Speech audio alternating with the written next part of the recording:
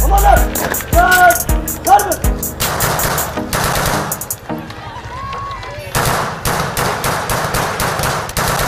nome é Luiz Felipe Medeiro Alves, eu sou brasileiro, agora eu tenho 30 anos. 3 anos atrás eu fui para a Síria lutar contra o Estado Islâmico.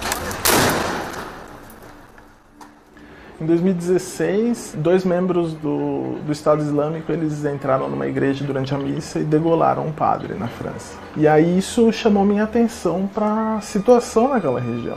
E aí eu aprendi de como sofriam as minorias em geral naquela região, em especial os cristãos. E aí eu quis dar minha pequena contribuição.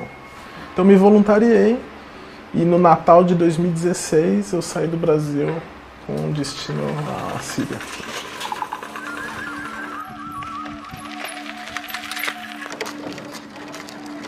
Eu não tinha experiência militar, eu fui com esse propósito, né? Tem muita gente que vai por ser ex-militar e ter esse vício em adrenalina e tal.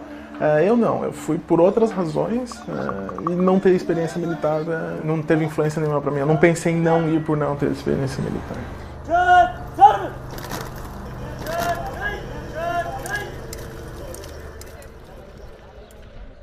Eu não tenho nenhum amor particular por armas, não sou um entusiasta.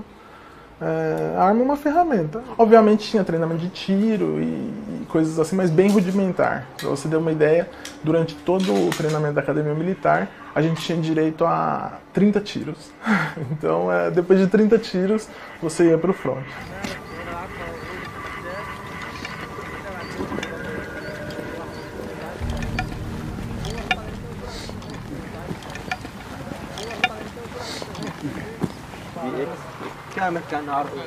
Guerra é 103% de tédio com 4% de margem de erro.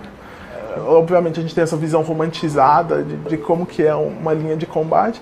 A maior parte do tempo é um tédio absurdo. A logística não conseguiu descobrir onde a gente estava nos primeiros dias, então eles não levaram comida pra gente. Então a gente passou alguns dias sem comer.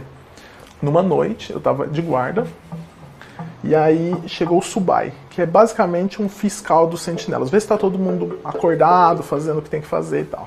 Ele veio, perguntou como é que eu estava, falei que estava tudo bem. Isso daí fazia uns 4 dias que eu estava sem comer. Acho que foi o maior período que eu fiquei sem comer lá. E na minha frente, assim, uns 70, 80 metros na minha frente, eu estava vendo um elefante andando. E aí eu pensei, mas será que existe elefante na Síria? O que um elefante já está fazendo na minha frente? E eu perguntei pra ele, eu falei assim, não tem um elefante ali não, né? E ele olhou pra mim pensando que eu tava brincando, depois ele percebeu que eu tava falando sério, ele falou assim, fica mais 5 minutos, eu vou arrumar alguém pra ficar no seu lugar. Ele me substituiu porque ele viu que eu tava ilusionando já do cansaço, da privação de sono, da privação de comida e tal. Lá, esse tipo de coisa acontecia diariamente, não é uma história diferente lá, né?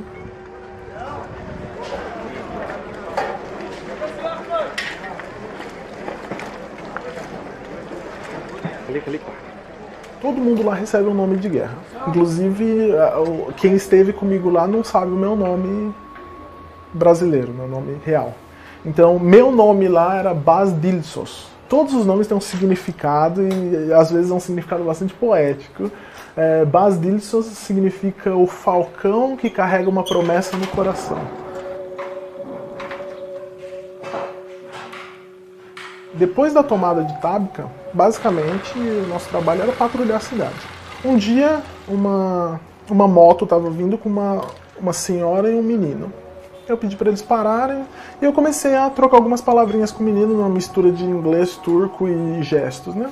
E aí eu perguntei para ele se tinham armênios na cidade de Tabrica e ele deu um sorriso que só a inocência de uma criança pode permitir aquilo, né? Ele deu um sorriso grande e falou assim, não, a gente cortou aqui de todos. Como eles não convivem com cristãos, então acho que eles não têm um filtro de pensar é razoável falar isso ou não.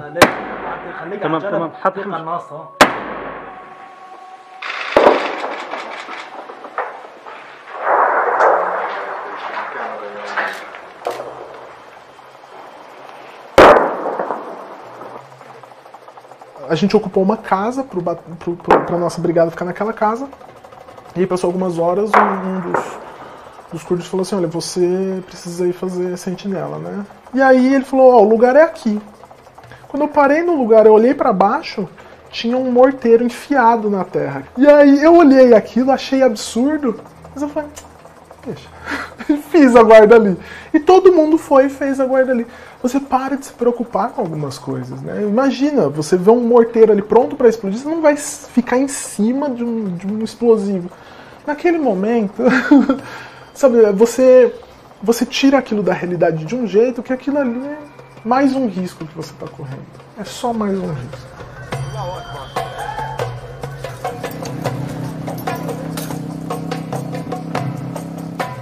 Você não tem medo de morrer? Essa pergunta não faz sentido ali. Você não pensa nisso. Em quê? Em morrer. Não pensa. Porque se você parar para pensar nisso, você não funciona. Então ninguém pensa nessa possibilidade. E quando ela chega, é duro na primeira vez, na segunda vez é desconfortável e na terceira notícia em diante é natural. A logística não tinha chego, então a gente estava sem comida. Então eu cheguei na cozinha, dali eu falei, tem alguma coisa para comer aí? Ele falou, não. E aí eu falei, dá um chá então. Ele falou assim, então, tá sem chá também. Eu falei, poxa, o que tem aí? Ele falou, tem cigarro. Eu falei, dá um maço aí. Ele me deu um maço, eu falei assim, pô, faz chá com cigarro, né? Dei risada, virei as costas e fui fazer o que eu tava fazendo. Ali uns 15 minutos eu voltei e tinha assim um número de bituca de cigarro no chão e do papelzinho do cigarro. E um bule cheio de tabaco do cigarro dentro. Eu falei, pelo amor de Deus, cara, esse tabaco ele é cheio de produtos químicos pra queimar no tempo certo e tal, não é uma erva só. Ele falou, não, fica tranquilo, vai ficar bom. Então eles fizeram chá de cigarro. Então o chá de cigarro assim, virou algo que ficou na minha cabeça do absurdo da guerra. Né? Eles fizeram um chá de cigarro. Né? E esse tipo de absurdo... Não. Não, o chá de cigarro é um pouco demais pra mim.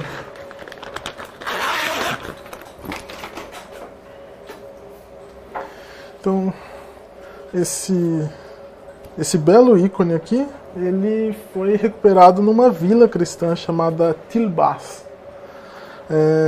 Ele tem a oração da Ave Maria aqui e a Virgem com o Menino Jesus. No geral, tudo que era um símbolo da cristandade foi dessecrado. Você pode ver que ela tem marcas aqui, que eu encontrei essa imagem na grama, fora de uma casa. Provavelmente os materiais religiosos eles jogaram todos, tentaram destruir de alguma forma. E aí eu guardei para mim essa imagem de lembrança daquela região.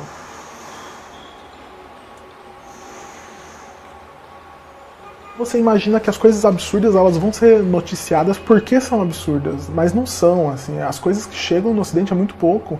A situação é muito mais complexa do que o que é noticiado nos leva a crer.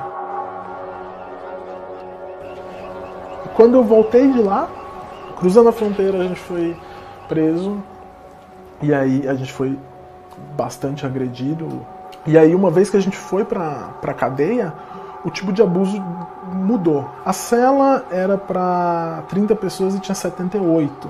Então as pessoas tinham que dormir de lado, parecia uma lata de sardinha. Tinha um banheiro para todas essas pessoas.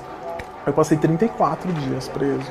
Quando o primeiro estrangeiro saiu, eu pedi para ele avisar o Corpo Diplomático Brasileiro. E aí, a partir daí, o Corpo Diplomático Brasileiro fez realmente um trabalho inimaginável. Essa experiência foi a mais maravilhosa e a mais terrível que eu já tive. Por motivos óbvios, né? As amizades que você faz num ambiente desse são as mais fortes possíveis. A bondade do ser humano que você vê numa situação dessa é a maior possível.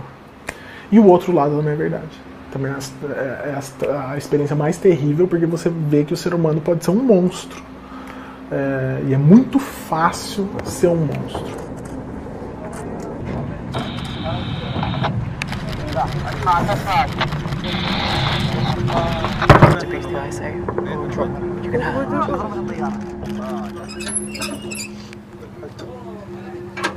Ambas visões são muito importantes para quem eu sou hoje. Ter visto a bondade gigantesca que o humano pode ter e a maldade infinita que o humano pode ter, eu acho que ambas me deram uma visão melhor da vida.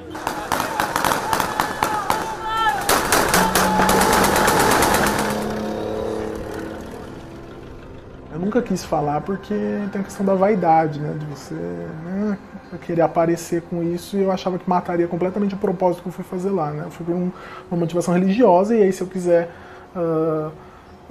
aparecer por isso, mataria completamente a motivação. E a minha irmã falou assim, essas coisas que você viveu, você é a única pessoa que sabe.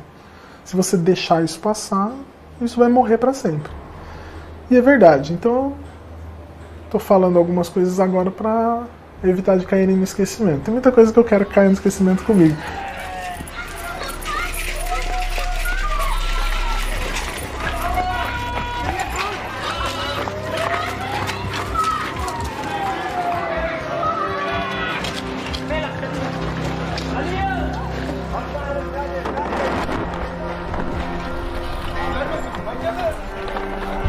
Çek.